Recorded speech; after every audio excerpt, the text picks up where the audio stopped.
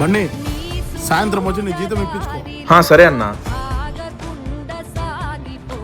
Hello hello చెల్లమ్మ, ఈరోజు అన్న జీతం ఇస్తా అంటున్నాడు, నువ్వు సాయంత్రం రెడీ అయిపో, షాపింగ్కి వెళ్దాం. సరే అన్న.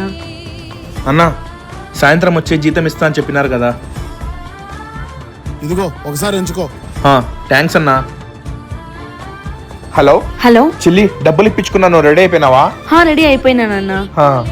ఏ బన్నీ, నీ చెల్లి అంటే నీకు చాలా ఇష్టం, నువ్వు తన కోసం ఏదైనా చేస్తావు. కానీ నీకుండదా నీకోసం డబ్బులు దాచిపెట్టుకోవాలని చెప్పి? నీకు కూడా ఉంటుంది కదరా, డబ్బు దాచుకోవాలా, ఫ్రెండ్స్తో తిరగల్లా, ఎంజాయ్ చేయాలని చెప్పి. తను ఏదో రోజు పెళ్లి చేసుకుని వేరే వాళ్ళ ఇంటికి వెళ్ళిపోతే అప్పుడేం చేస్తావు? నాకు తెలుసన్నా తను వెళ్ళిపోతుందని చెప్పి, అందుకనే ఇదంతా చేస్తున్నా. తను చెల్లె ఏంటి కూడా నాకు ఒక అమ్మలాగా చూసుకుంటుందన్న.